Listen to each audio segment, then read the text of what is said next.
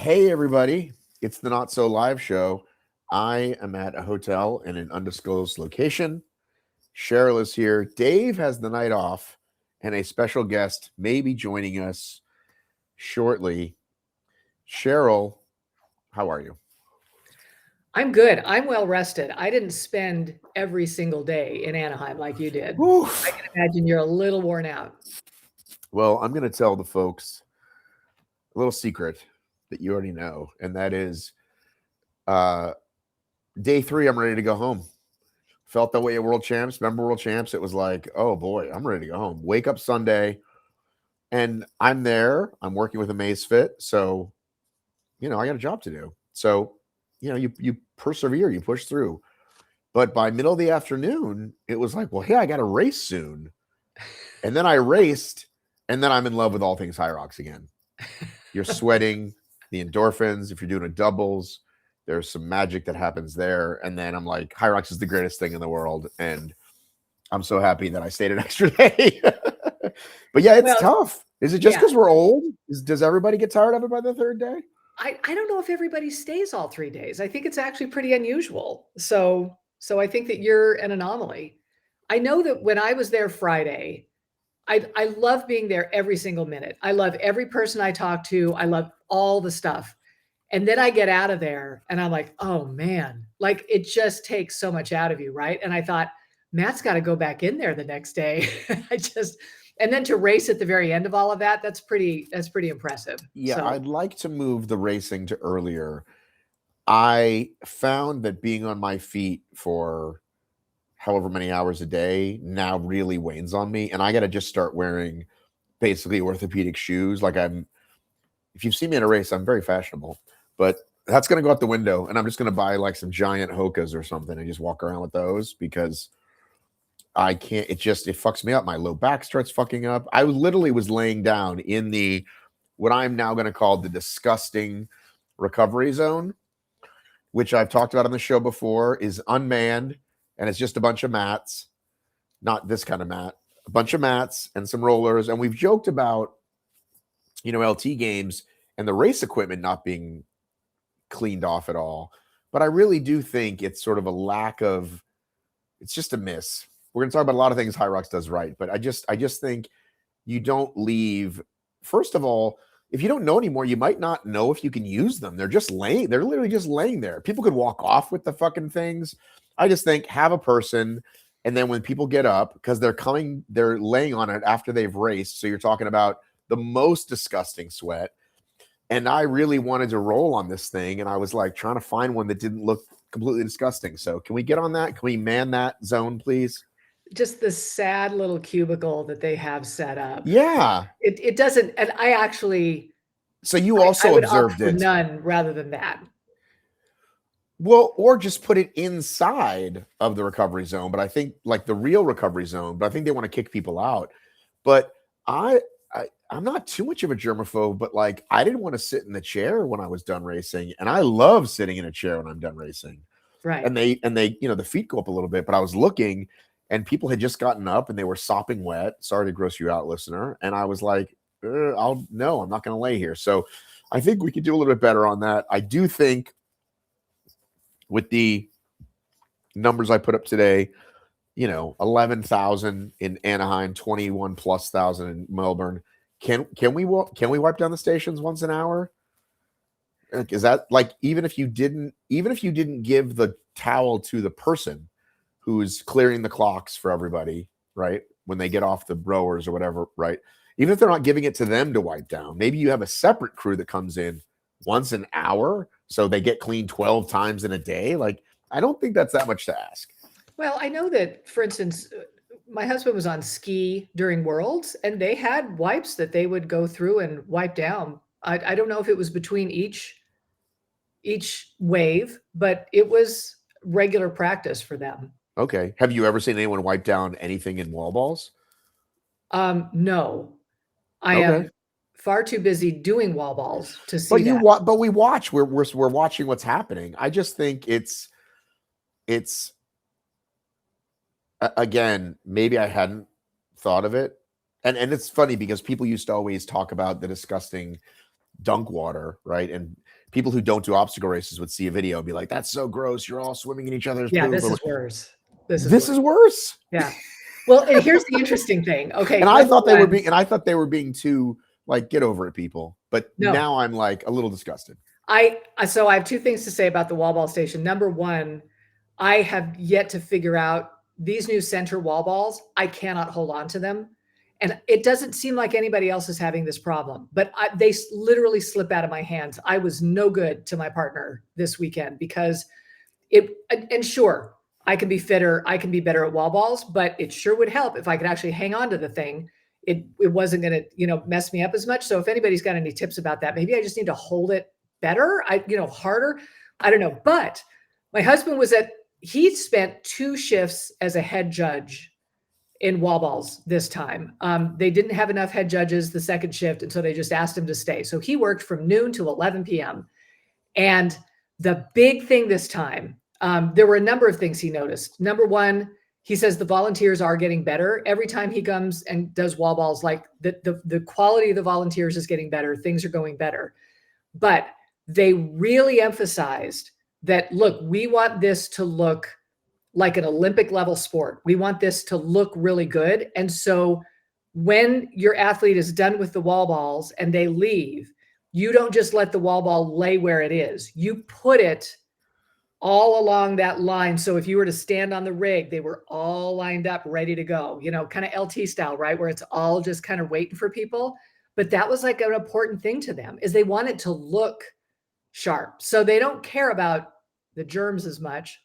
Well, Right. let's work on this. And again, there's got to be people in the medical profession or just super germy phobia that they've have to have heard this from. And again, I don't listen. You're putting 10,000 people through. I'm not expecting literally LT style after every competitor every single time. But again, the occasional wipe down. I mean, like, listen, you lay on that floor. Let's not even think about it, right? The burpees, broad floor, forget it. Yeah. But just the stations, you can wipe off a seat of somebody sitting on. Like that's not hard to do. That's a quick wipe down every once in a while. But let's not talk anymore about that. Here's what I noticed.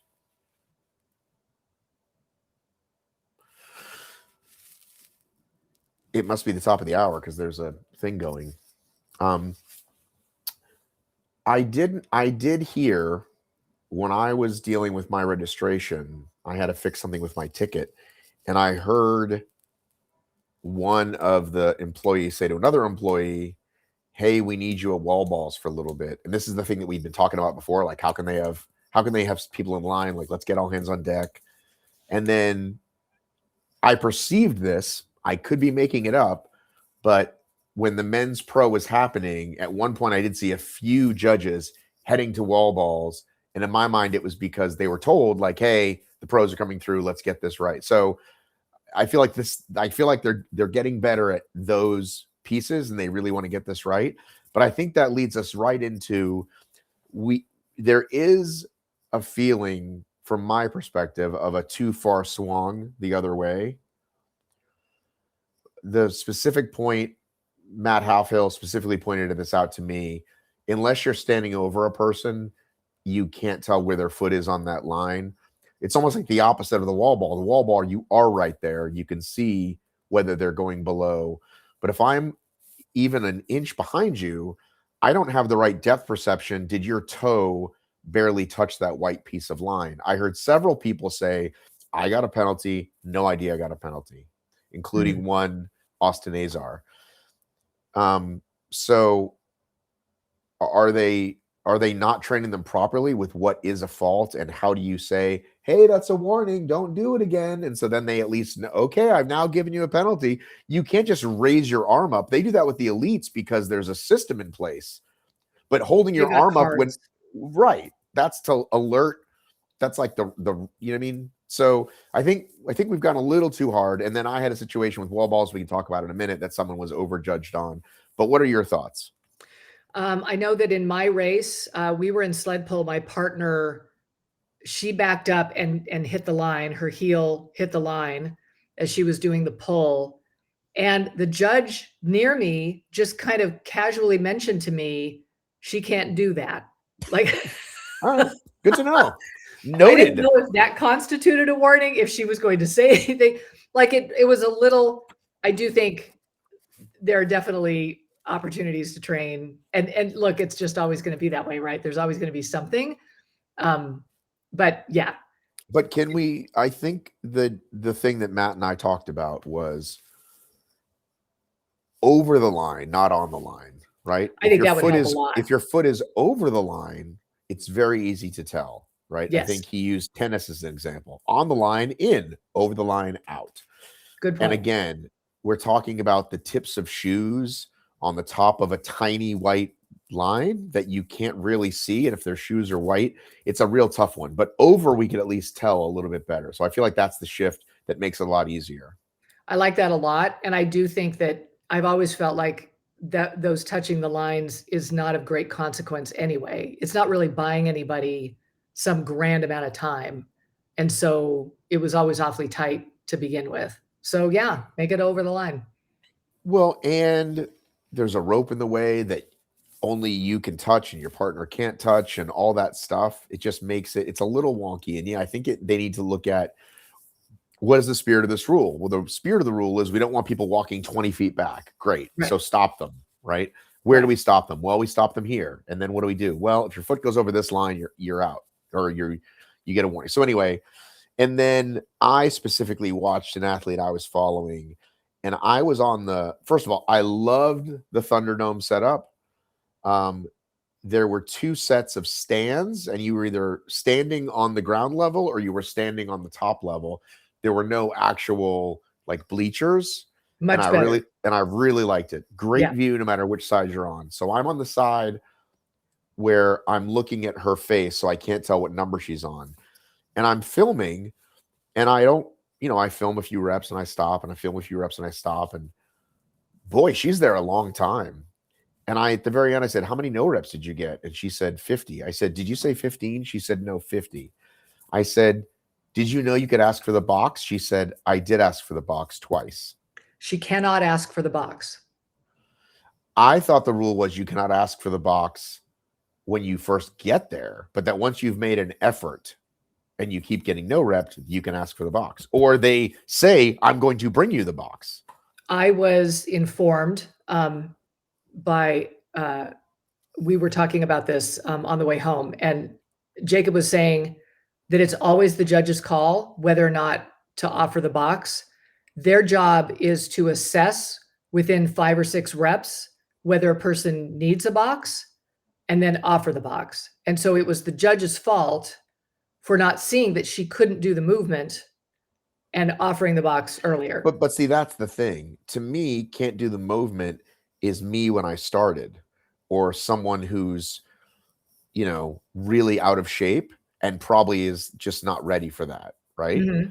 Someone that's on the line or on it, either give them the reps or bring them the box, because it's just stupid. The race is not designed to have you do 50 extra. That's just not, she was, again, I wasn't laying next to her knee, but it's one of those things where it's close. She was close then. And on the, at the crease is not the rep, it's below, fine. But if she's clearly doing everything she can to do it, and you're just going to continue to no rep her, again, what is the point? Yeah. So I say to whoever's listening, get a white shirt. If someone's giving you, like, you're at number 20 and you're clearly trying and they're just not going to give it to you, then you got to do the box. So get a judge. That's absolutely the move, is to always ask for a head judge.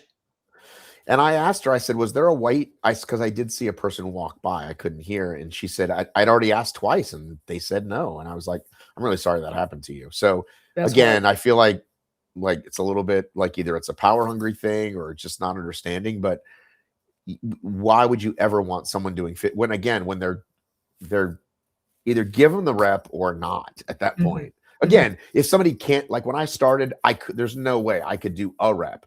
I could sit down and stand back up though, right? And there are several people out of shape. Some are pretty obese, some are large and obese. And there's just no way it's going to happen. Maybe they shouldn't have signed up, but they did. And here they are. So they can stand up and sit down. They can stand up, throw a ball, catch it, sit down. and we'll get them through it. Yeah, I will say your wall balls looked really good. I would say I showed the good ones. There were definitely a few that weren't as good. Matt Kemp filled me a few times. And listen, at one point there was none I'd be proud of showing. So I was proud of those. So yeah, progress. Yay for me. Good for you. Good for you. Well, I do want to talk a lot about my race. But I also wanted to talk about, what else did I want to talk about with the judging? Oh, I feel like there was something else with the wall balls. Here's what I will say. My husband mentioned that even just in his shift alone, in his area, more than 6 women took their shoes off to do wall balls, and a number of men just in his shift alone in his little section. It is a thing. Thank you, Dylan Scott. Congratulations. This woman took her shoes off at one point. Right? I don't know what the advantage is. But to be fair, like my wife always like squats with like her barefoot, like that's okay, or takes her shoes off. Not she has socks on, but you got to ground them feet. Oh man, yeah, I got to say this, damn it. And I know Dave thinks I'm making this big deal about the CrossFit pushback or whatever, but I just because they're so fucking loud, I feel like I need to say this, and I already shared it with you. I did cross as I was crossing the bridge Sunday, and I see another just room full of people, right? In the morning, obviously, it sounds crowded. I left, I came back. It's Sunday afternoon. The room is packed. And I'm looking at it, and I'm like, could you imagine shitting on this? Like, here's thousands, like it's thousands of people. You really kind of have to take it in. And I feel like I say this a lot. Like, these guys invented a sport. It didn't have to turn out this way. Many people go, I'm going to invent this thing and see if people do it, right? I mean, sports happen, there's things televised that you wouldn't think be televised. Like, why is kickball televised or whatever? But like, here's this thing that they invented. What if we took this part of fitness and this part of running and combine it? So you look and there's people going under a bridge, over a bridge. There's wall balls over, it's all happening. And I thought, you are a CrossFit person. So you appreciate fitness. You understand what it does for people. You're going to shit on this thing, which, by the way, is movements that you all do in your gym. So this thing is already 80% of what you do, right? And you're going to shit on it because there's no clean and jerks and because a certain percentage of people can't do great wall balls. That's your stance. And you've got 50,000 people in a weekend all over the world doing this. What would CrossFit do if they go, hey guys, we put on 5 events, just competitions that anybody could sign up for. And over the course of 4 days in 6 cities, we had 60,000 people. Yeah. They would kill for that. Any company would.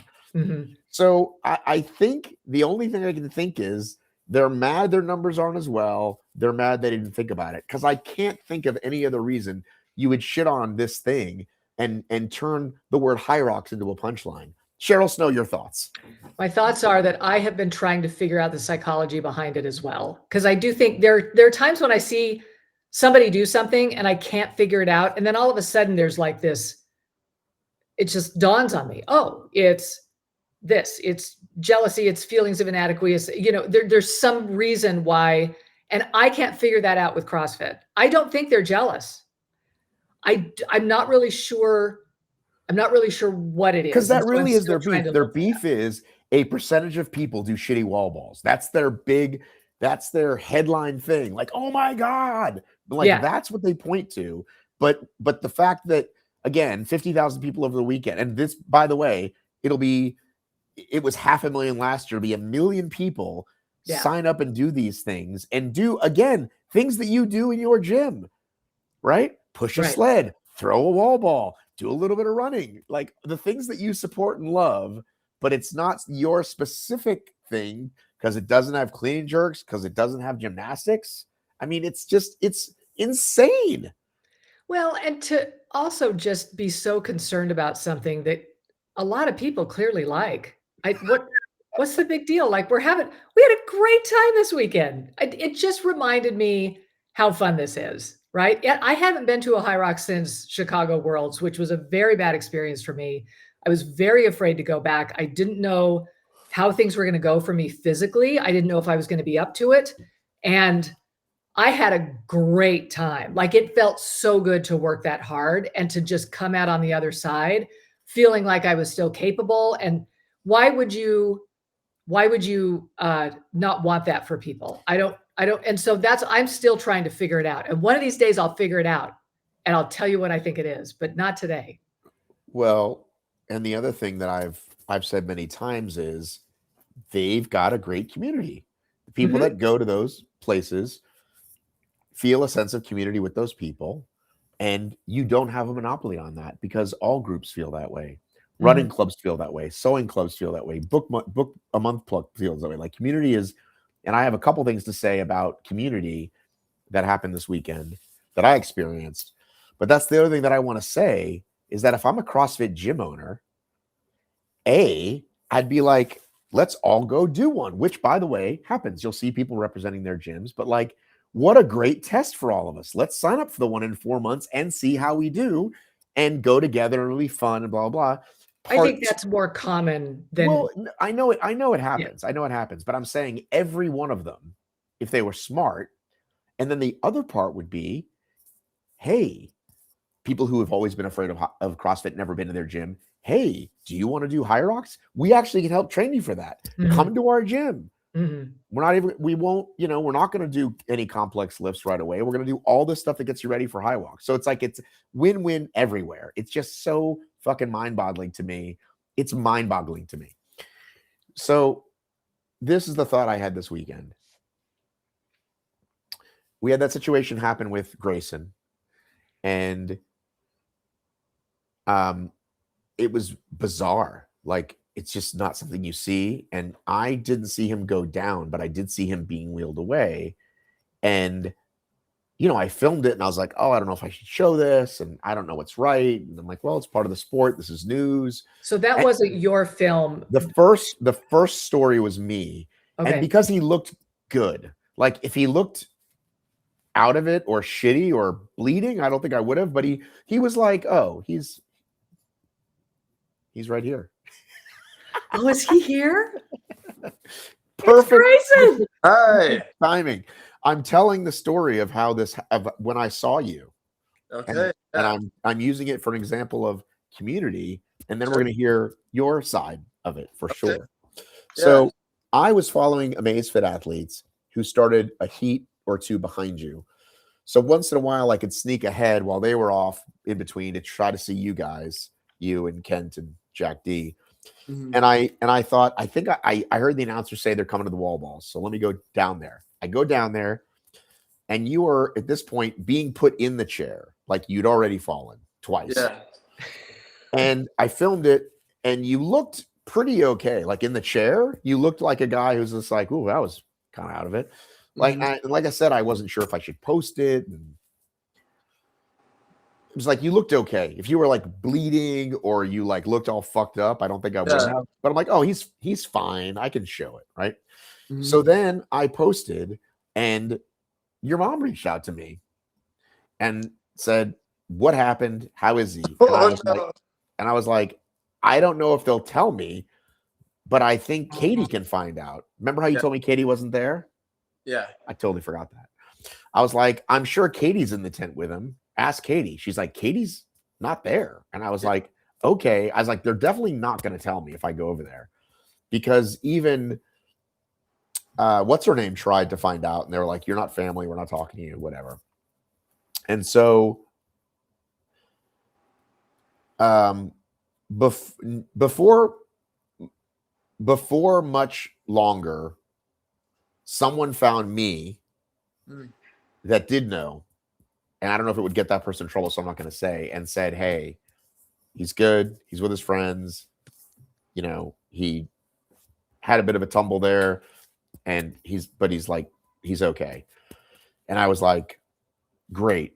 And I was like, I messaged your mom first before I put it, and then I just posted that quick, hey, he's okay. We'll talk more later. What a good friend messaging my mom for me. But after I was found out, that's the thought I had. I'm like, well, that's what community is. Like, that's us all taking care of, right? Yeah. She let me know, I'm letting your mom know. Like, that's like what a community is, right? Yeah, man. The community was looking out for me this weekend. Absolutely. You want me to go? What do you want me to say? I definitely want you to go. I know you already shared a lot. So do you remember falling down? No, that was an incredibly, that was like I barely remember running into wall balls. That felt like the whole scene felt very underwater is a good way to describe it. Like, but you remember the lunges. Oh yeah.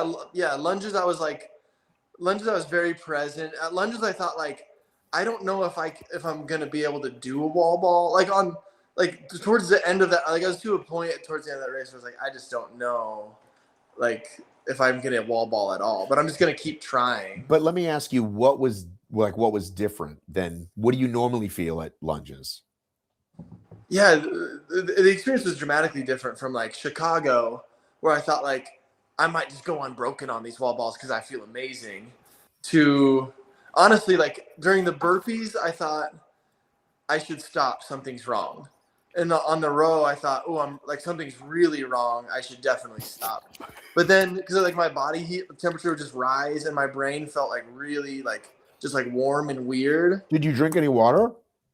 I was taking I always run with 2 like liquid based goos, and I always take one of them. Sometimes I finish with one unused, but I took the second one after, like, I was like feeling so warm and like thirsty that I took the second one after lunges, which I normally don't do. Going into wall balls, I remember running in and it feeling like very slow motion, and then I like pick up the ball, I hit the target, and then the next thing I remember thinking is like, why is the target now so far away? It's kind of funny now that I'm like clearly fine, but it was like I am on my butt, and I was like, so I'm just telling myself like, get back up, thinking like, okay, so I may not run a fast time, but at least I'll like have finished this thing. And so I go for my second wall ball, and then I'm just on my butt again, and I'm just like, it was just very confusing. Like, I didn't quite understand why I was down. And then there's like, I know the judge was talking to me, but I wasn't quite sure what she was saying. And then there was a medic talking to me, and I wasn't sure what she was saying either, until like the one sentence I kind of understood was like, he's unresponsive, just grab him. They probably were like, are you okay? And you like, it looked like a dog that had been shown a card trick, right? Yeah. And then they said it again and you didn't respond. And they were like, he's unresponsive. Game's over. I've been joking, like, watching the videos back, I've been joking with my friends and athletes that like I look like a boxer in a Rocky movie who's just like been knocked out. Where like that's really like when you watch, like when I'm watching myself trying to stumble back to my feet, like I was still trying to do the wall balls. But the funny thing is, I told people like, when you watch that video, I'm like kind of down for a while. It didn't feel like it at all. I felt like, okay, I'm getting back up. I'm almost to my feet. I'm like 2 seconds away from being on my feet again. But there's like, when you watch the video, like I'm not at all close to being on my feet. But that's what, like, I felt like I was about to just finish those wall balls. Yeah, I was thinking of that too after watching the video a couple of times, that when you're in a fight, like they are clearly like going to lose this fight, but something in them gets back up.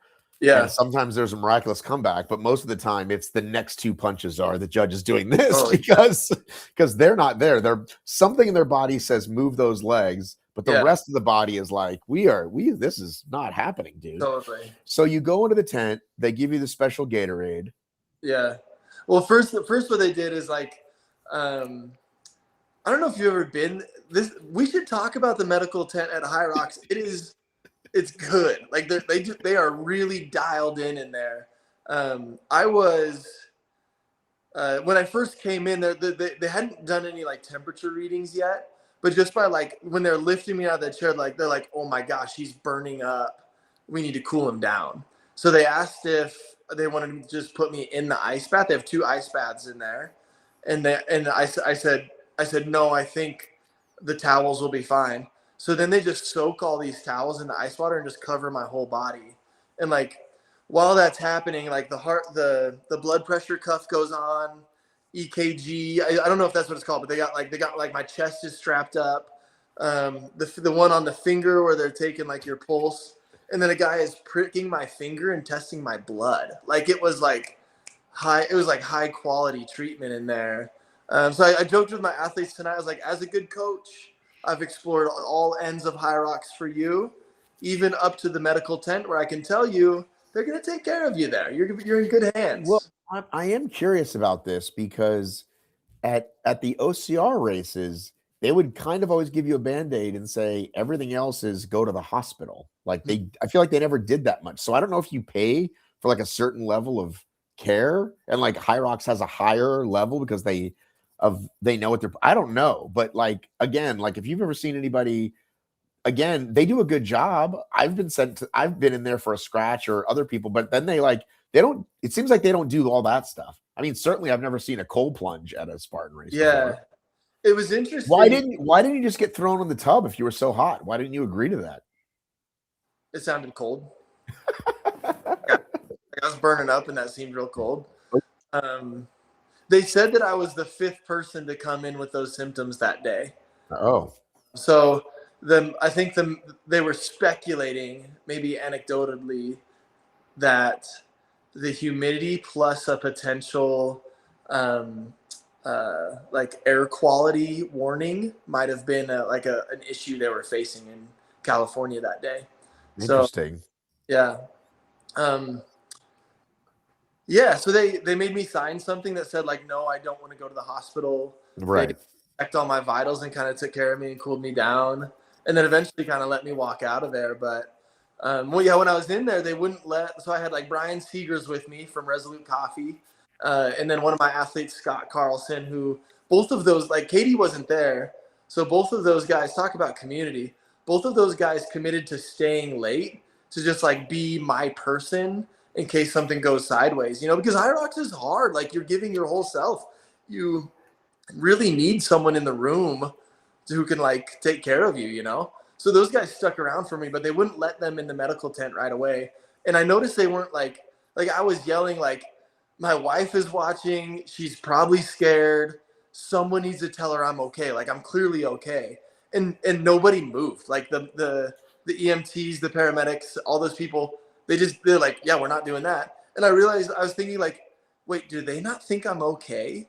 Like, are they not going to go tell my wife that I'm fine? Like, are they worried I'm not fine, So it was like maybe 15 minutes after I wanted them to, that they actually brought in my friends and said, okay, now you can call her. And say, okay. They probably thought you weren't okay yet. Yeah. I think the jury was still out, and they didn't want to like send a message of hope. So I recorded with you after, and you were like, yeah, man, it's amazing. Gatorade. So I go, you sound a little stoned. You're like, well, they let me walk out. And I go, okay. And then I thought about it later, and I thought, man, maybe he is still a little like wet brain or something. And then somebody even commented, they're like, yeah, dude, you sound high. So yeah, I wasn't high, obviously. Well, I know that, but I'm saying you were in a weird spot. Yeah. I think like I was just talking to an athlete about this here in the gym. We just finished a late night HYROX class. See that gym, by the way? It's nice. Pretty. Thank you. I was just talking to an athlete about that, and I was saying like, you probably don't go from being so out of it that you think you're getting back to your feet and you're not, to just like your brain being okay again right away. You needed to come down some. Yeah, navigating the airport this morning was a little trickier than I thought it should have been. I thought, I wonder if I'm not entirely okay yet, you know? Were you driving? No, I took a car, and I'm talking just like going through security felt like slow motion a little Are bit. you recording something? You're wearing a microphone. Yeah, this is connected to my phone right now. This is how we do our stuff. Oh, okay. I thought maybe you had a separate camera off. So Cheryl, you were at home. What were your thoughts on all this? I was not at home. I was in Las Vegas at the Luxor Hotel watching a professional ballroom dancing competition Oh, and happy to be scrolling on my phone in between numbers. And I see the story about Greyson. And I show my husband and I say, oh no, Greyson's down, right? And I tell my daughter about it, who is just learning about HYROX. She just got back from Scotland and has learned that HYROX is cool over there. And so she's saying that she wants to start training for one and maybe we go run a doubles. And she spent the rest of the night asking how you were doing, Greyson. All of us were very concerned. yeah. And I will say, yeah, you didn't look right. And my first thought was, I do think that this is always an opportunity for you to maybe educate the rest of us as far as what your takeaway is from it. Because my first thought was, fueling, right? Like maybe it was a fueling issue, but I think it sounds like you've got that really dialed in. You know exactly what to do. So it wasn't that. So I'm just wondering, for you, what are the takeaways that you would then tell the rest of us as a warning or as education? Sure. I think I actually have two points I really want to make. And the first is on the how do we stop this from happening again, the side of the conversation. And I don't know the full answer to that yet. Some people who kind of know the industry message me. Some people talk to me in person and say, hey man, 7 days ago, you had just finished 6 DecaFit races, Oh, there's that. Right. So we just did all of this racing, and one of the goals was to walk out of DecaFit feeling better than we ever have. So my muscles, my bones, my connective tissue felt really good coming out of the Deca World Championship, but that doesn't always mean you're okay. Your central nervous system takes quite a beating, hitting it hard over and over and over again. So a current theory is that maybe I felt fine during the week, but maybe my nervous system wasn't quite ready to be pushed to that extent in such a short amount of time. And Katie and I were even talking about it. Katie's literally pushing a sled right over here as I'm recording. But we were talking about it, and probably so Wednesday and Thursday she was trying to get into some faster workouts, and she said her heart rate was just spiking and she wasn't feeling that well. So I think one is the central nervous system may need more time to rest between massive efforts than what I was offering it. And so while they were saying it could have been a heat a heat forced experience, there might be more to it than just that. It might be my body. Oh man, where'd he go?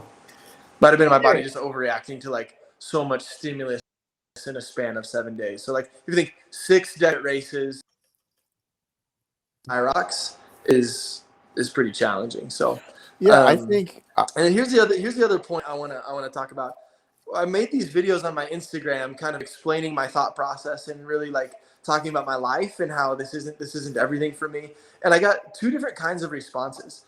The one response was from high level professional type athletes who said, yes, we get the pressure of not wanting to quit because people are watching, or not wanting to quit because maybe it might appear that I'm not in that bad of a place because I'm in second, right?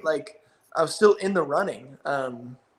So, and those people said, yeah, we probably need to choose safety over risking our lives for maybe not our lives, but risking our well-being for the sake of not wanting to look bad in public. So that was one response. And then the other response was people saying I'll never quit. I'd rather leave in a wheelchair than quit. But I don't think that's my message to people right now. I don't think I'm saying push yourself until you leave a race in a wheelchair. I'm saying like I probably should have pulled the plug on the rower and walked out of there without risking everything. I you do guys remember. Are super frozen. Are you there? You've been kind of in and out. Uh-oh. Can you see us? I don't know if you guys can hear me right now. We can. Matt, I think it's Idaho. It's not me. Oh boy. I wonder if you heard any of that at all. We heard it all. We heard everything. Can you hear us?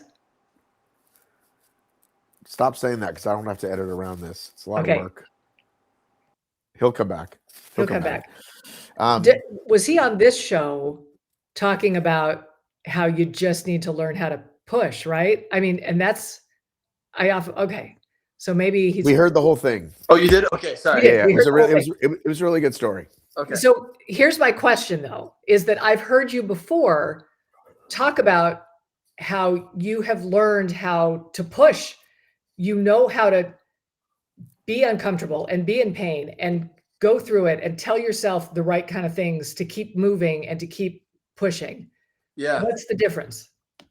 Oh, that's truly a great question. And that's probably the question of HYROX or the question of hybrid racing, right? These are my current thoughts. I don't know that this is the hard-boiled truth at this point, but my best races, and I think most people's best races come when they feel pretty darn good. Like you get to the wall balls and you actually feel like I've got something to bring to the table right now. So you've got this momentum type feeling in your best races where maybe you pace correctly, you field correctly, you didn't start too fast, the sleds didn't take all the energy out of you. And that was my experience in Chicago. I just felt like I was rolling through that whole race. And like I said, going into wall balls in Chicago, I was like, I'm going to do this. Like I'm on fire right now. The difference in this situation, I was on burpees and I thought, I don't want to do another burpee. And that's an unusual thought for me. And I think maybe I should be more clear because a lot of people think that way in the middle of their race. But I thought, I'm getting dizzy. I feel like I'm going to throw up. Those aren't feelings I normally have during burpees. So there's a difference between like race pain and I feel unwell. And burpees and then on lunges and then on the row is like, I'm really dizzy. And I feel like my brain feels hot. Like I feel bad up here. And there's nothing in HYROX that uses up here, right? Like this muscle should not be feeling wildly fatigued. So there's probably a difference there, right? Yeah, I don't think. I think there's, like, I think you're overthinking it. Like, I don't think anything. I'm not worried about your safety. I'm not worried about like Lauren Weeks' safety. Like I'm like, that's not where my head goes with it at all. It's like you now see, like you do see the difference in uncomfortable pain. Can I push through it? And oh, something's off. And I think that's, as athletes, and I'll use the macro, all of us that race a lot, you kind of learn to know your body, right? Yeah. So like if I'm in the gym, for example, right? And something and there's pain, not muscle growth, not like pain, like I need to stop like immediately, right?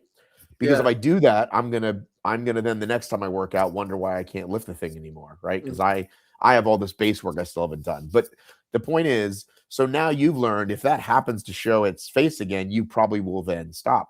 There are many people in other sports, you see it in marathons or World's Toughest Mudder of like, well, I chose to swim another day, and it's like, you probably also pussed out, right? Like there's a lot of that, right? Like it comes up every year in World's Toughest Mudder about this thing called hypothermia, where I saw my friend Christian literally have to get pulled off the course and put the blankets on him because his body wasn't functioning, versus the people like, I was getting pretty cold, so it's probably hypothermic. It's like, you weren't. You kind of pussed out. So anyway, the best thing you said last night was, and again, I feel like you're so humble, it's hard for you to even explain. You're like, this doesn't define my life. Mm-hmm. I'm a husband, I'm a dad, I'm a gym, like I'm a lot of things. I'm not just an athlete. I think that's the part that many people probably in the elite 15 aren't quite there, and everyone's on their own journey, right? And so it doesn't mean it's bad that they do think winning is everything, but you hear what I'm saying? Totally. Well, let me just, for the people, let me explain the whole range of emotions, because I ran a 55:32 in Chicago. I was coming down here to try to get a fast time. The whole goal was to potentially catch a roll down for the Phoenix race, or even just qualify for the Phoenix race. And I want that very badly. And that takes a lot of sacrifice, right? Like getting into the Elite 15 is really, really hard. You put a lot into it, right? So literally, like laying on the ground, looking up at the wall ball target that's now like much higher than I think it should be, and thinking, oh no, I may not even finish this, is a terrible feeling as a competitor. Because honestly, like to be fair, in that moment, I am thinking of everything invested in. I'm thinking like, I could have been home with my kids today. And I'm thinking, the money, I still think about the money and the cost of getting to a race. And I know we all do. But I'm thinking like I put the money, the time, the effort, the training, and I'm only 100 wall balls away from finishing. And I even thought to myself, before things got really dark, I thought like, if I can just finish like maybe under 58, that's going to lower my average time, and I still maybe will be in range. And then I had the feeling of like, nope, I cannot finish. I won't be in range. I'm not racing the Phoenix Major. That whole thing happened before the world went dark, and that was a devastating feeling. So I had that emotion. I had that feeling. There's no doubt. But like, give that emotion some time to settle, and you do remember pretty quickly that like this is a game. Like this is a sport. Like we're here to compete and have fun and press ourselves.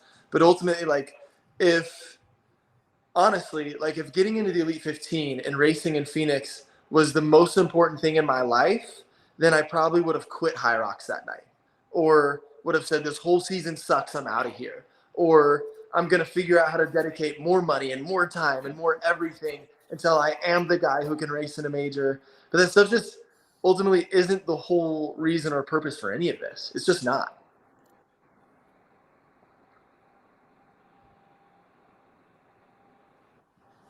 Is Matt frozen? He may be frozen. Yeah. Or he's just thinking about it. Yeah. That like very approving smile right exactly. now.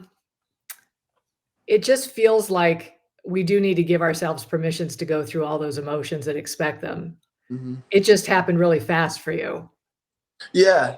Yeah. And I even like, it was funny. I was in the medical tent, realized, and I was at one point I was like yelling, and I was mad, and I was talking, and I was saying like that's my chance.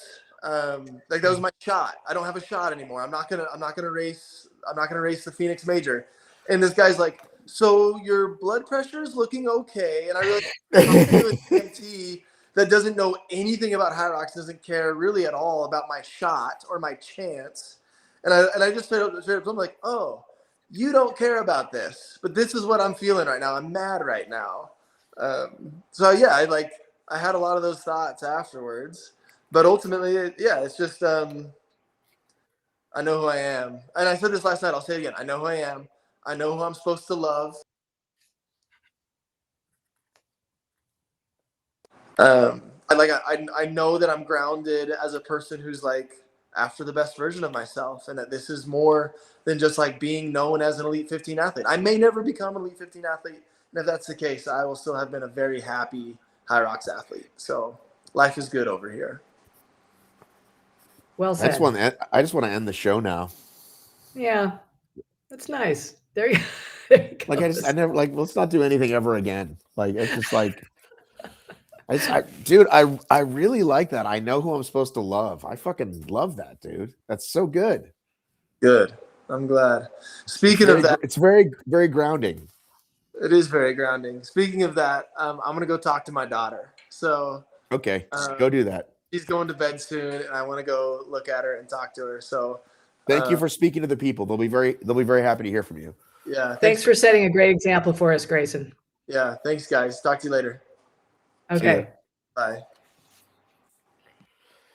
Anytime I'm quiet like that, it's usually because I want you to talk more, Cheryl, because I always have so much to say. I know.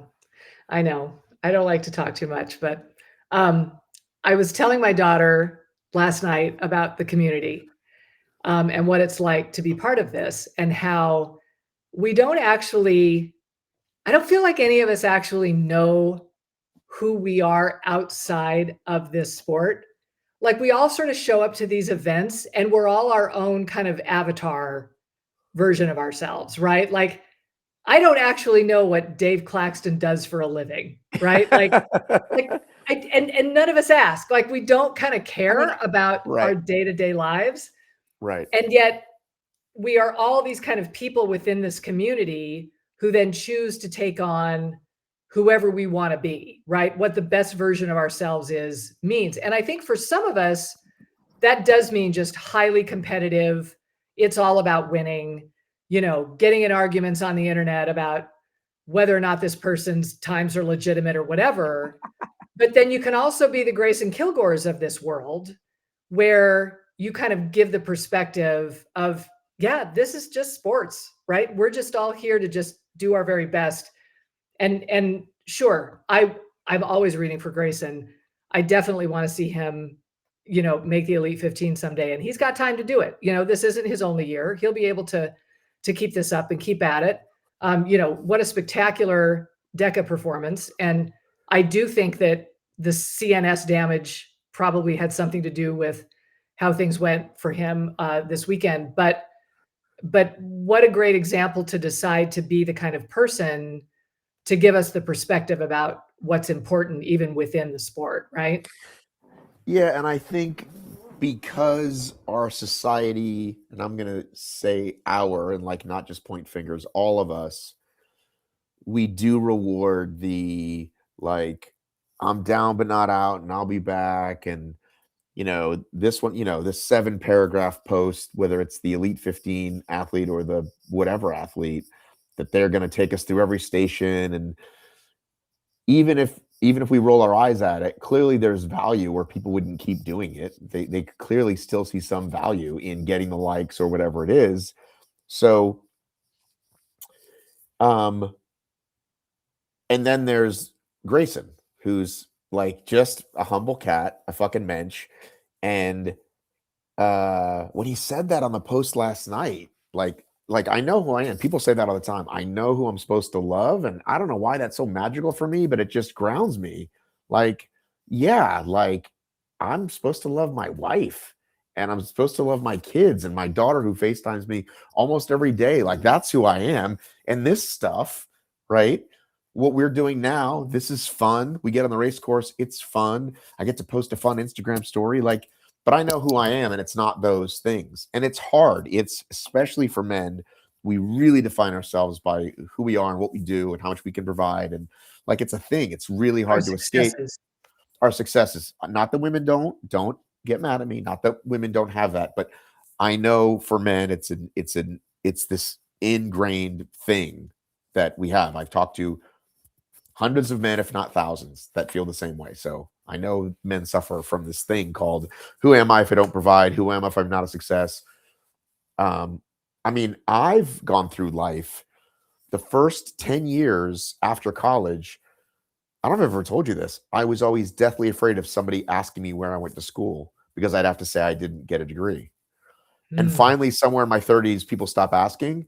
And now it's the other way. I run my own business and I sort of wear it as a badge of honor that I didn't go to college. And that's also kind of a current, it's a cool thing now to not go to school, but not back in the 80s, right? It was, where are you going? Oh, I'm getting my master's. And it's like, my brain would go, well, you're a fucking idiot, Matt. You don't even have a fucking BA, right? You're working at whatever for hourly wages or whatever I was doing at that time. So I'm really getting away from things here. But I want to talk the other thing about community that I want to share that brought it all together that I forgot to even mention. When that happened, when that thing happened, when this person came to me and said, hey, Greyson's okay, and I want you to tell the world, the other things that popped in my mind were these little we'll call them spot weld moments that happen throughout the weekend that might only be a minute or a second. So yeah, I spend time with you. I hang out with Matt Kemp. We go get meals. Like those are kind of the big moments. But at one point, I was exiting the rock zone and Brian from Resolute was going by me. And so I just gave him a little love tap on the butt. And I was like, I don't know if he's going to know that's me or not. Right. And then later on, he did. I was like, did you know that was me? He was like, yeah. And then later I'm coming around to the farmers, and my buddy Oscar, whose race I came out to, that great cool sim, he was a head judge all day, and he was the guy at the farmers. And so when I saw him, I gave him a little, like, just like quick fist bump, and it's like that's community. These are my people. And then you make friends all day. You're talking, watching. Who are you watching? Oh, that's my husband, and we've never done one of these before. Just like all the stuff that happens in this thing, which happens to be, as Charlie says, running around in circles on concrete. Yeah. I think that for people who are just there for their own race, they're missing out if they don't seek out everybody else. And I learned that early on. I felt, especially at my age, like I felt like I was kind of God, especially at your age, Jesus. Yeah. No, I felt like I was kind of the only old person out there, right? Like I felt like everybody else was young and they were, and then I remember there was a specific decafit I was at where I just decided to start looking around and seeing who was there and seeing maybe somebody who needed just a friendly face or something like that. And I started going up to people, and look, it's easy to start a conversation in this world. Is this your first race? Have you raced before? Where, how did your race go? Like, it's so easy to start up a conversation, and people are happy to talk about their experience. And then all of a sudden you have familiar faces everywhere you go. And when I got up on the podium Friday night, like the women there, I know them, right? Like they're all my friends. We all hugged. We're all superheroes. It's just the most wonderful feeling. And I think if you're just there to kind of get that time, you're not actually experiencing the entire experience. You stick around, you talk to people, you ask them about their lives. It's not just about your time. Yeah. And there definitely has to be people who get an 8 o'clock time and race and recover and leave. There has to be those people, but it's hard to do that. It's much easier to do that at a local 5K, right? You got your race, you go home. Even if you don't know anybody, you don't feel like talking, whatever. But it feel like it's hard to come here because you see it, right? You see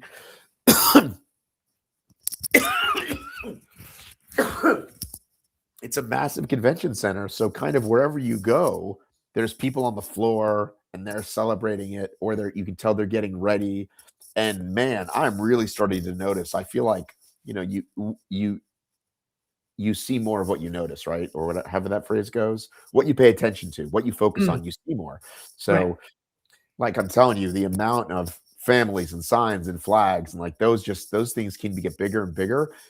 I wonder if, to touch on what you said about Jake, I wonder if the judge is getting better because when they go back to cities, they get more people, maybe more of the same people. Maybe they were just there the first time because it was like, oh, my school had me be there. But then like, oh, it came around again. I can judge again. Maybe that's happening. I don't know. Yeah, there's some longevity now and people returning and then having some experience. Yeah, but I did also have the thought, now that you said all this positive, loving thing, I also did have the thought, we did have 20,000 people, Tough Mudders. We did have backups at the wall on Sundays, and now there's no more Sundays in America. So it's like, appreciate it, right? Because like, what if one day it does look like it did 5 years ago and it's 1,000 people, right? And not 10,000, right?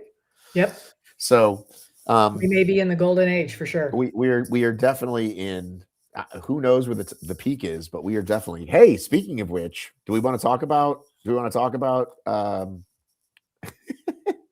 LT Games is already sold out? Is that the official word? I was unsure. So Cheryl, I thought there was a pre-sale for members. There was. And you tried that or didn't try that? So you had to have been a member for 6 months, and I had not been a member for 6 months. But did you So try anyway? I tried anyway, and they were like, nope. They So keep then- track. So then today Yes. was the actual sale and sold out. So I ended up waking up. I let myself sleep in because I was out late last night. I slept in till 8. My eyes popped open. At the Luxor? Yes. It wasn't as bad as I thought it was going to be. If people want to stay at the Luxor for HYROX, you're going to be fine. It's fine. How would you rate it versus my stay at the Circus? I didn't get to see the inside of the Circus, so I can't give you an educated opinion. I will tell you that if you just walked into the Circus, you would feel like a disgusting, smoky old casino. But then the rooms themselves, they fixed up enough that it was nice. Like the room was nice, but yeah, the general vibe is not a place you want to hang out. Luxor doesn't feel so smoke soaked, but it's just dark. It's just kind of dark and old. Right. Did you win big though? Did you leave the craps table with a bunch of money? Oh, always. Yeah. Always. Okay. Yeah. Constantly gambling. That's me. Go. Legends Casino. Let's go. So we'll talk about that someday, but because I definitely have thoughts on that. So I just told myself, because look, I'm still trying to recover from the weekend. Recovery is kind of a big deal for me right now. So I thought I'm not even going to sure, I could get up at 6 a.m. when the tickets go on sale for the general public for LT, and I could try to get in. And I thought, I'm not going to do that to myself. I'm just going to let myself sleep and let the universe decide this for me. And I wake up at 8 o'clock. I immediately pick up my tablet. I get on the website. It says there's one left. And so I'm trying to get the whole thing done. And the cart is spinning. Like I got it all lined up. It's ready. And you just get that wheel. And then it was like, hey, no, we don't have anything for you. But there is a wait list. I joined the wait list. Okay, so somebody else messaged the wait list. I have not talked to the fellas yet. I'm sure they're thrilled that it sold out in 5 minutes. But there is a wait list. So do you pay and then they'll take it if you get taken off the wait list? Is that how it works? Nope, or they just send me a thing saying you'll have a window of time to take advantage of the opening. Interesting. Yeah. So, and then also announced today, Rancher Strong, aka HYROX, yes, is back. Listen, the minute it was done, everyone there was like, everyone here says we're doing it again. And I've just been a part of too many of these things that I'm like, we'll see it, maybe, especially Red Bull, who loves to do a one-off. So they're officially doing it. There's an apply now, but I'm pretty sure it's kind of a more openish apply now, but then there will be a special, I think, pro day. Like this time the first time it was all one day and it was a bunch of influencers and a bunch of elite athletes. I think this time it'll be like, you can apply, anyone can apply, and then it's apply, not register. Right. But I feel like, I don't know for a fact, but I get the feeling you're going to get in, I think. But then there'll be a special day that I've been made aware of that will be the invite only day. Can you tell me about this event? What am I signing up for? Well, let's pull up the video. I happen to have a collateral, as they call it, or assets. I thought you saw the footage last year. Look, I saw some people, dragging some stuff. I don't know what. At least with LT, they had a website that showed me the movement standards and everything I was going to need to do. I knew exactly what to train for. I don't know anything about this. And so why would I apply until I know what it is? I want to know what I need to train for. Okay. Would you like the hero video in English or Spanish? Let's do English. Okay. Oh, that's some loud ass music. You turn that loud ass music down and go to screen share. It is easier than LT games. That I can tell you for sure. Not hard to do. I worked my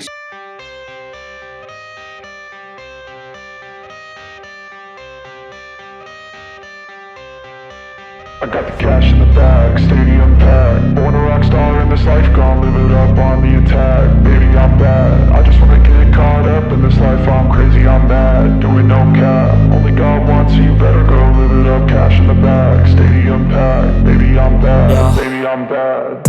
I just wanna stay bad, stay mad, chip on my shoulder cause they treat me like an outcast. I ain't gonna take that, stay I bad. can't hear you. You can't hear me? I can't hear you. Hang on. I don't know what to tell you. Hang on. What the fuck? Hey, could you hear Right. me? How about now? I can't hear you. What happened, Matt? You muted? No, You muted yourself. I did not.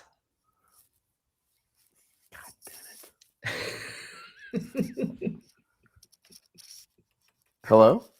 Hello? Okay. Could you see anything? Could you hear anything? I saw all of it. I heard it. I was giving a description for the people at home. Okay. So do you understand what it is now? So it looks like dusty obstacle course racing. That's probably a pretty good example. Yes. It was like 10 obstacles, I guess you'd call it. Let me pull it up here. Sorry, let me pull it up. It combines Rancher Cowboy Grit with American Ninja War style obstacle course. Is that accurate? Sure. It didn't seem very ninja. It just seemed like monkey bars. There was one set of monkey bars. So let me go to this. This is what I'll go to instead. Let's go to these photos. And then hopefully you'll be able to freaking hear me. And where'd it go? Okay, you see that? Yes. Okay. Yes. So tell people we're looking at now. So we're looking at some people on one of those fake horses, it's got the saddle on it on a barrel, and then people are pulling with a rope. So it's like they're on a horse and they're pulling something, right? So it's like a sled pull, but on a horse. Yes. Okay, and then what is It's this? more arm specific, more grip specific. And now this guy is carrying sandbags. And my impression was it was sort of like, you've got this pile of sandbags. You need to move them from point A to point B however you can. Correct. And most people moved one or two. This is Grant McCartney, the only one to grab 3 that I know of. Nice job, buddy. Look at that. That's great. Look at that fitness. Yeah. And there's There they people climbing on top of a hay bale. You ring the bell at the top.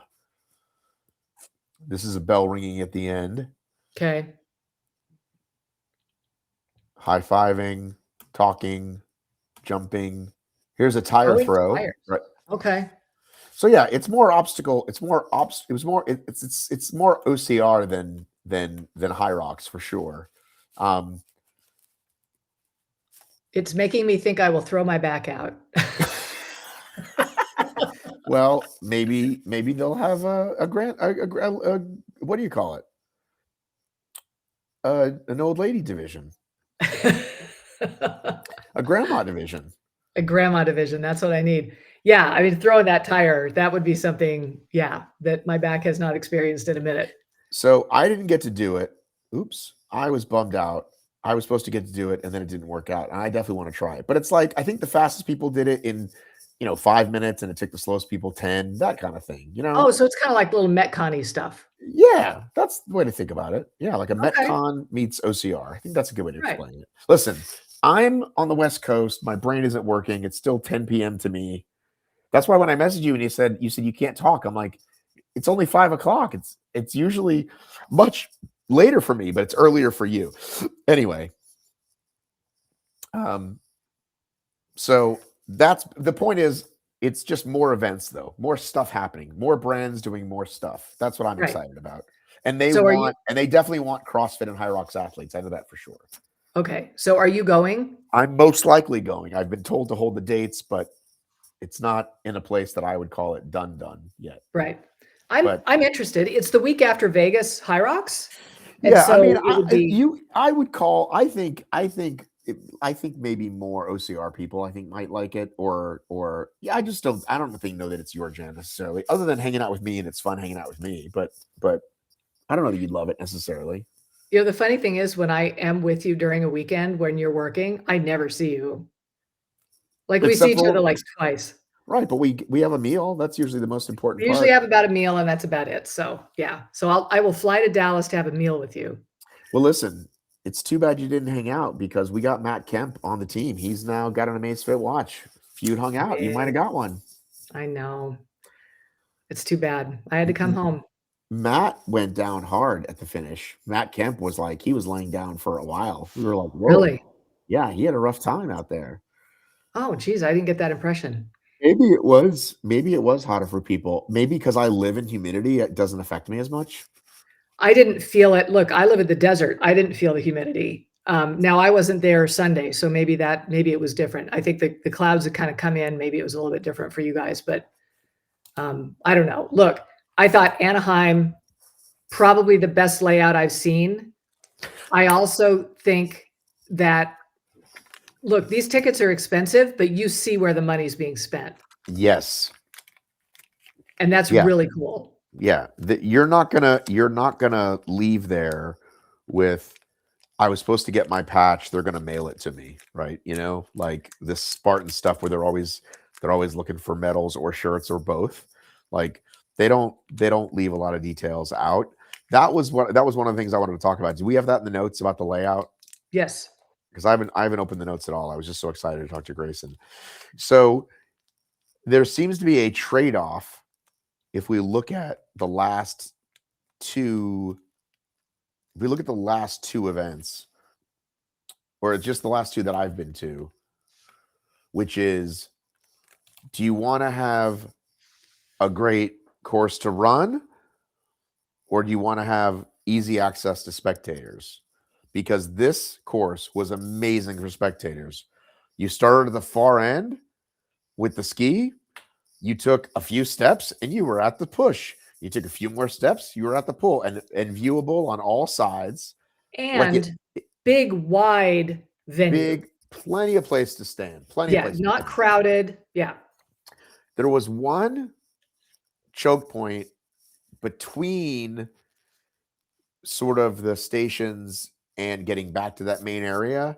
And if someone was coming through with a stroller, you were kind of fucked. So they should have put sometimes they'll just put a set of stanchions, which when it's not crowded, it looks useless, but at some point you need it. But to contrast that, people hated that when you left certain zones, you were kind of going backwards to go forwards to go around. Like there was some jig jog turns, which I don't mind so much. But if people want to shave seconds off their PR, then that's the kind of stuff that's going to get you. But I'm fine with it because other courses are like, oh, they're easy, but then like you can't see the ski erg unless you're jammed in a one specific corner. Chicago, I never even went over the ski erg because it was in that one tiny little corner. Right. So I don't know if that's always the trade-off, but I prefer. I'm certainly there a lot longer to spectate than I am to race. Right. I'm only racing for a certain amount of minutes, so I like that we could easily see everything all day. It was never hard to find. Never hard to find anyone, and then one thing wall balls was the other end. And then that was a great spectating experience. So I loved it. Because they've added the bridge and now they've added the Thunderdome thing, you know, right. I mean, every time I go, there's a new thing. I didn't actually mind the run course. I thought it was fine. I know some people have some complaints about it. I thought it was a really nice run course. Yeah, I don't have a massive issue with it. So should we get into that? Should we get into this new qualification system, which some has been confirmed and some has been rumored, but we're pretty sure it's true? I have many questions about it. We need to talk about Melbourne a little bit, maybe, just to acknowledge that it happened, you know. But yes. Who cares? Who cares? America, USA, baby. I want to thank Charlie Bottrell for making me cry. Oh, what a sweetheart, right? That was the happiest moment. The best coverage. Look, those wall ball cameras that they had pointing down now at everybody. Beautiful footage, really fun. Tim Vinesh just getting that grin on his face was probably the second best thing about the major. But so here's a quote by Ben Blake, who's the head of, they're called Inspo Hub. You could use a better name. I've told them that before. They're the guys that do the live streams. There's 35 people that Inspo Hub brings together for that race, and we work with 15 cameras. So I'm guessing that doesn't include the ones that are like, because there's staged ones stationary. That are right on those rowers or on the whatever. Mm-hmm. So I think every year they go to HYROX and say, we want to do more. And HYROX goes, we want you to do more. And they go, cool, we need a bigger budget. And they give them that budget. And so it looks better and better and better every single time. Your thoughts on commentary may vary.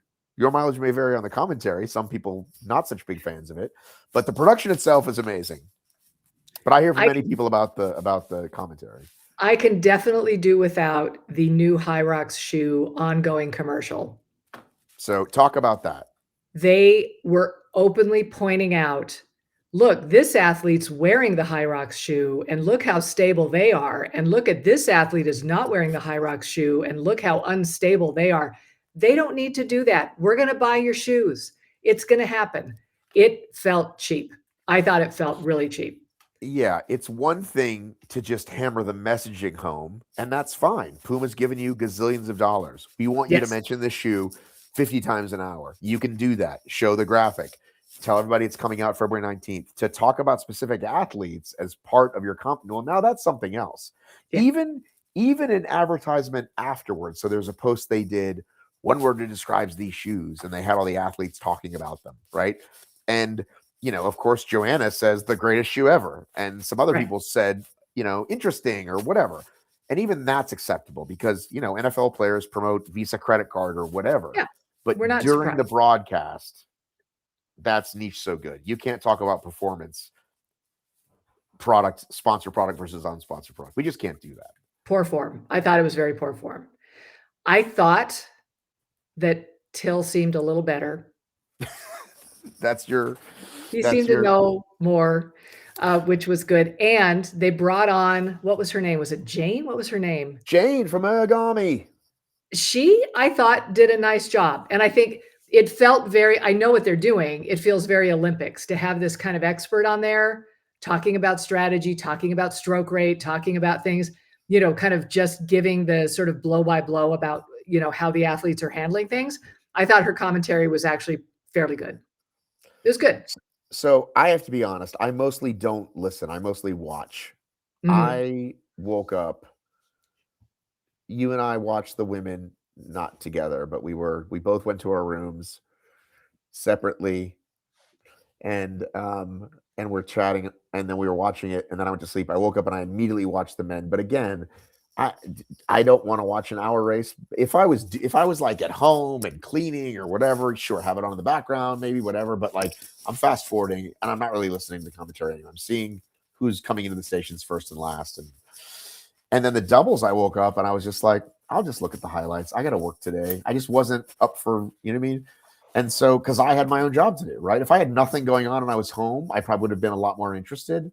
But I was less interested because I was like, by the time Monday came or by the time Sunday came, it was like old news to me again, because I'm in Anaheim watching Chris Rogloski and Camilla and Jack Driscoll. So like those guys are literally a million miles away to me. So I don't want to take away from their accomplishments, but yeah, I was like, whatever, Melbourne, I'm here in Anaheim watching people, watching Greyson almost pass out. It's surprising how quickly the hype comes and goes on these majors. Right? Like at the time, it's really fun. And then we talk about it. And look, there isn't any controversy this time. Like, I don't think anybody's upset about anything. So I think it goes quicker. I don't think the doubles is ever going to have the same allure. There's too many people. I didn't know most of them. But I think that was also, we saw even on the men's doubles teams rolled down to like 47. Yeah. So no disrespect. If you made it, God bless you. You got the kit. You made the race. You might make the race again. But yeah, we don't know you. There's been no real history, and you'll have an amazing experience. But again, it's always what it's harder to connect. But it's always, what have you done for me lately? We're all thinking about Phoenix. The fact that Phoenix is around the corner and it's here, I think also has a lot of the American audience, right, thinking about it. Like we can't wait for Phoenix. Yep. And then shortly after that, we get our U.S. regional in D.C. Yes, just weeks after. So can we skip now? Can we get to the part about the new qualification system, which I think is great, by the way? Yes, I definitely want to know about the new qualification system. Okay, so I began to hear rumbles. I reached out to Matt Locke, and Matt Locke confirmed that He spoke to the new athletes about a new time-based system, more coming in January. So that's the official word that I got. What I've heard from several athletes that I've spoken to since is 5 races, points for the race. So for example, 100 points if you win, 95 for second. I'm making these numbers up. Minimum 5, right? So, Okay. and it's already started. It's not starting next season because we're talking about the majors for next season, which will go back like we do now, 365 days. So Jack Driscoll just put 1 win in the bank. So he's got 100 points for whatever system. Now, I don't know how they're going to do tiebreakers because there's going to be a bunch of people that finish first or second in a bunch of races. So I don't know how that's going to work. If it's going to be more recent or if you won by more or what that's going to mean. But I heard majors might count more, which again, why are we doing this? Why a race that you have to qualify to get into can't be compared to every other race, not just because it's a different setup with the grid, but just because it's kind of like you're now getting bonus points. Like if you win a playoff game, that doesn't give you a win for next season. If you win an NFL playoff, the playoff means you made the playoff and you get to keep going. So Is it just a rumor? Is it just a rumor about the majors, though? Do we know that the majors are involved? It shouldn't count at all. No. And that's why I'm wondering if maybe people who don't understand the system don't realize that the majors aren't going to count. Well, I'm saying that I bet they will count if they count a point and a half, because they count now. You run a fast time now, it counts. Right. So I looked up how other sports do this. What did you find out? So F1 does this, which I wish that I was more well-versed on F1. I'm not. Triathlon does this. And the way triathlon does it is, let me see if I can sort of explain how triathlon does it. So you have a point system, and people who are triathletes are probably going to be really upset at how I do this, but the age group, for instance, age group ranking is in Ironman. Start at 5,000 points or 3,500 for 70.3. I do want to quickly interrupt you just to say, by the way, this isn't for age groups. Age group is still going to be. Yeah. So I shouldn't have said that. Just let people know. No. But I'm I know what you're doing, but I'm just saying age group is still going to be however many slots per city. Yeah. And I think that system works great. I don't think age groupers are actually complaining. And roll downs happen all the time and it works out. This actually skews the elites more toward the way the age groups work anyway, right? Because then you have to win. Like you have to be top of the podium. So the way triathlon works with it is that it has something to do with you get a certain number of points for winning, and then those points drop by like 12 to 18 points per minute behind the winner. So you would start with, say, 5,000 points, but then depending on how many minutes you were behind the winner of that race, that's how many points you would get, which then would keep it from being first is so many points, second is so many points, third is so many points, right? It's percent of winner. It's basically Jack Bauer's formula. Jack Bauer's favorite thing in the world, but I think, what if you weight it the other way where, because we all joke about, hey, let's go to Bangladesh, let's go to South America, let's go to wherever, where it's number of participants. So if you beat 39 men in the pros, is that the same? Whatever the second place times are, is that better than beating 400 men in Anaheim or whatever it is? I wonder if that's going to matter, or just like, because if you come in second in that race, you're going to get less points if you finish way behind that guy. But if you finish really close, you're going to get just as many points as being Jack and Greyson back to back, or Greyson and Kent back to back. You know what I'm saying? So that to me is more the interesting point, is the rich guy that just travels the world and ends up in the Elite 15, and everyone knows, like, well, that's the rich guy. He's not really that great of an athlete. That's what I want to avoid. Right, because there is this tendency for someone to just pay to go to. Right. Well, and again, you still have to be half decent. You still have to win, which is something. But if you're winning with a 106 in these countries because nobody else is decent, you know what I mean? He's getting the same points as somebody who won. That's what I'm saying. So again, I wonder if that's going to happen. And I know that we always hear the same money grab arguments. I don't see that. I see this as a much fairer way for the elites, because it's not like you and I are now going to register for 10 more races. This is only the elite 15.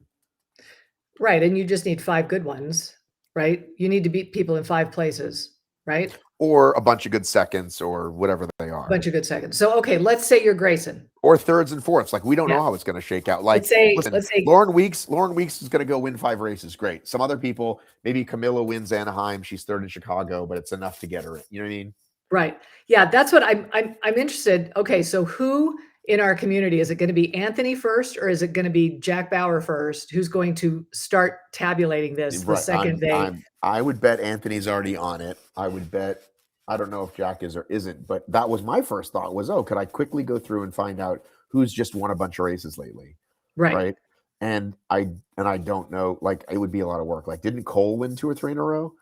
He's done, yeah, lately, yes. And so, but then 365 days, you have to wonder how that all the first majors will be in the fall, right? September, October. Right. So from the time people got their pro cards, that's kind of basically. But like, Kat Fossbender, congratulations, you won Atlanta, so you got 500 points or whatever it is. So I like it a lot, because again, I do think it's not gonna. I don't think it's going to change the Elite 15 much at the top, right? It's probably I don't know. And yes, I think there will be a dude, and you're out there, that like he's going for it. Maybe he never gets in, but maybe he gets in a roll down, and it's just going to bankroll 20 races. Well, just listen, third world countries, right? Like. Or maybe he already lives over there, or who knows? But somebody that can go to a lot of races, because 5 is a lot. 5 is like 3 seemed like a decent amount, but I think that's why they want 5, because they think it's going to be a lot harder to win 5. So it's going to favor the Europeans, and it's going to disfavor the Americans, because we barely have 5 races. Well, we all know that old hat. We all know that. So what would your advice be to Greyson Kilgore with this new system? I think Greyson Kilgore should race every race in America, and that's kind of what these guys are doing anyway. But yeah, it kind of just goes, okay, what am I gonna? Where it used to be, should I go to Barcelona? Didn't Rich go to Barcelona just because he had heard it was fast the year before? It's like, okay, every American race now goes on the schedule until I get my 5, right, or until I'm safely in. But here's the other thing. When are the races? Where are the races? They do this. They have to get us ahead. Someone messaged me today and said, guess what goes on sale tomorrow? Do you know what goes on sale tomorrow? Is it Miami? Yes. Yeah, that's right. Do you know where the race is? No. Do we know when people are, like, usually they put like Friday is this. Maybe it's updated. Let's look at it. It's 7:19 Pacific right now. Let's see if it's been updated. But so while you're looking that up, my thinking is with this rumor that's floating around from this weekend, who is going to hot-foot it up to Vancouver and pull out a win? Exactly. They would be very smart to do that. Right. Like wasn't in your Christmas plans today, but yeah. But it is. But it's about to be.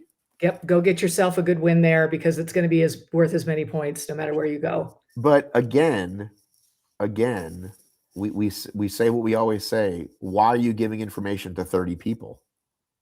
Right. Like, well, and they mentioned it on the Melbourne feed. Right. So there was a brief mention of the Melbourne feed that wasn't intentional, though. Like, they said it. I'm not sure they're supposed to say it. The point is, hey, we just told these 30 people a thing. Like, well, the people that weren't there would want to know, I should go to Vancouver right now. You know what I'm saying? Yes. Like, once you tell your special group, because they're special, now put out the press release.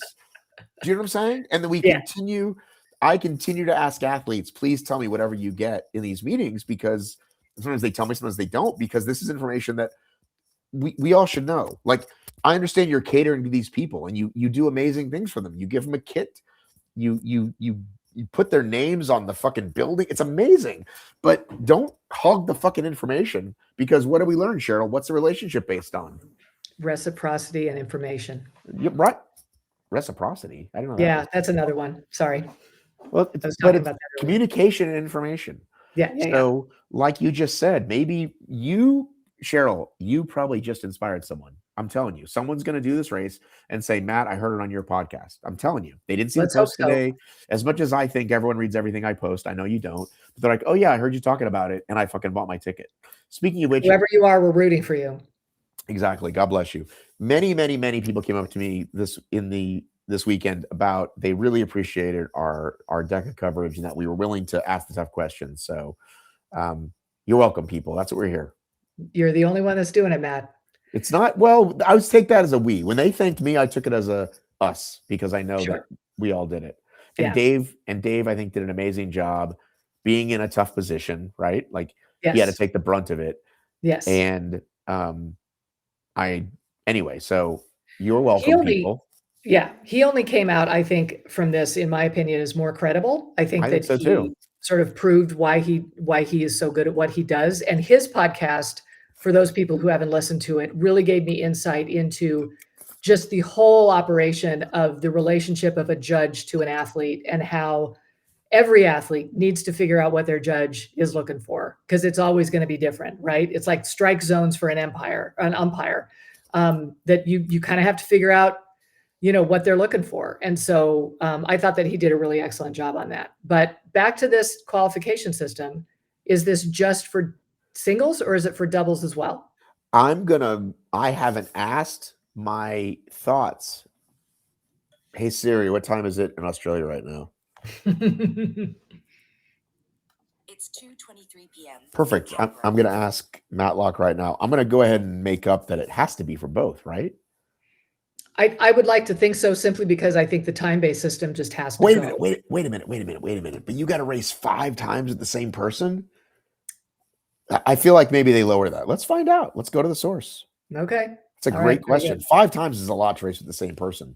It is a lot, but they would be very good at it by the time they were done. I think it probably would reduce the number of just all these people picking different partners all the time. It might clean up the list a little bit more. People would zero in, like Ryan Kent and Colin Stieford, they seem like they're in it, and maybe we get more of that, which would be good. I also think that means that if Miami's out in the sand, it still works. My understanding is that it is indoors. It did appear. It wasn't on it before, but it has appeared on the Miami Beach website, the South Beach website. But it would work. Like it would still work. Because you still win, right? Yes. You have to work. I wonder what those numbers. So all the courses are the same now. Right. He gave a thumbs up to that. So it's doubles too. Well, he gave a thumbs up to doubles as well, ? He gave a thumbs up, but I wrote back 5 races, ? And I'm guessing he's going to say that's all to be determined and not tell me officially, because he usually tells me if it's like on the record or off the record. But that would be a shitload, man.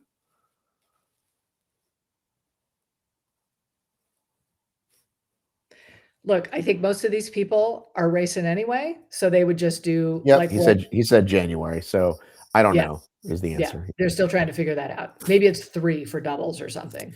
Right. Okay, so there will be a new one. That's all we can confirm. The rest is January, which, by the way, is only 15 days away. It's only 15 days away, and it's almost a month before the Phoenix Major.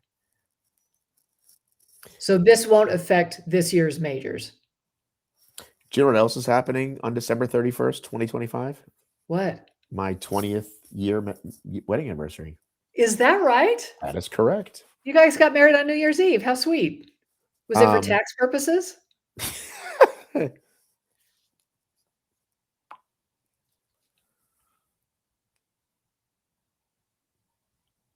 Matt's reading something.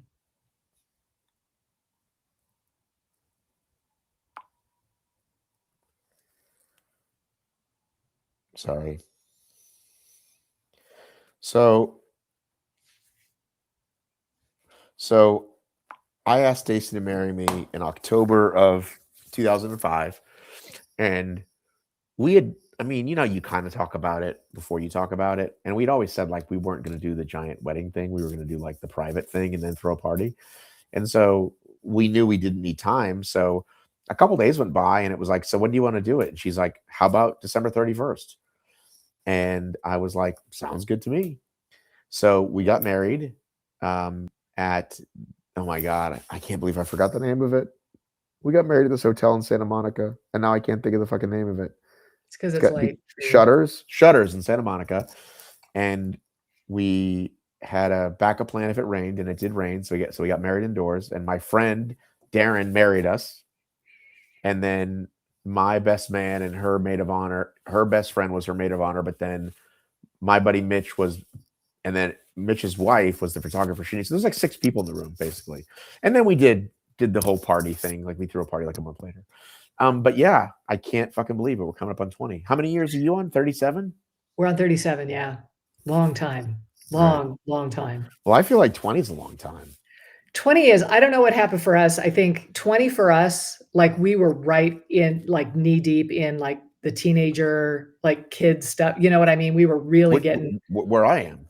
Yeah. And it's tough, right? Like, I don't know. It's a bumpy ride for a little bit there. Yeah. I mean, I feel like it's a lot less bumpy now than when they were younger, but it's just like different sets of problems. It's a different set of problems. For us, there was always one kid that was just driving us crazy. And then we'd get that one calmed down and something else would happen with another. Like it was always something. Right. So stressful. Well, right.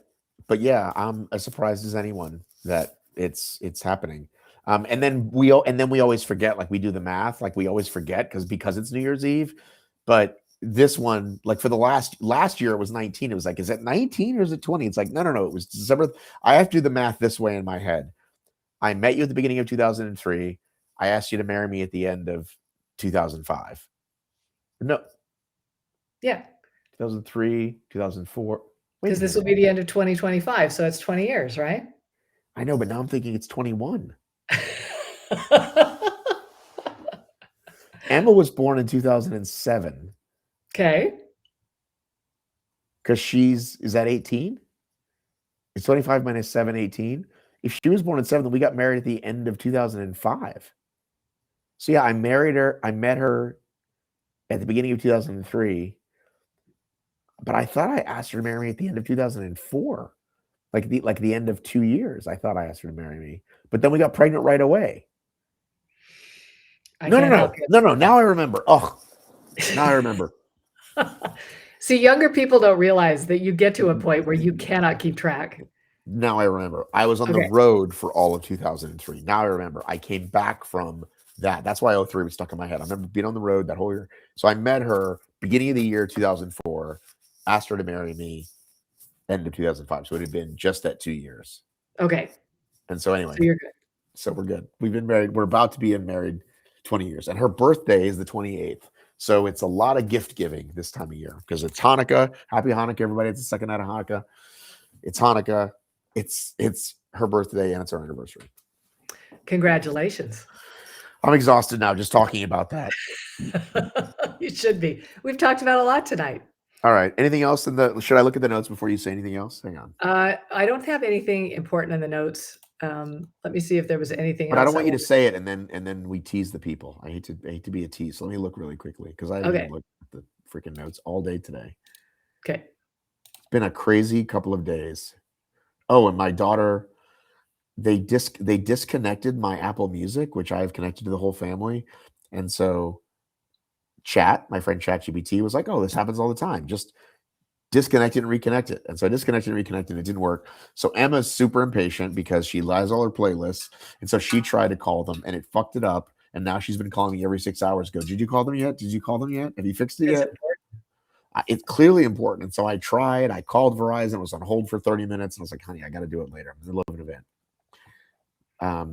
So I type in Cheryl. That's how I find her notes. Oh, nice.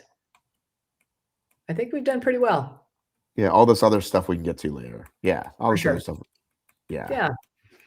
When do you go back home? Tomorrow? tomorrow. Yeah. You're a traveling man. All right. Say goodbye. Say goodnight, Gracie. Good night, Gracie.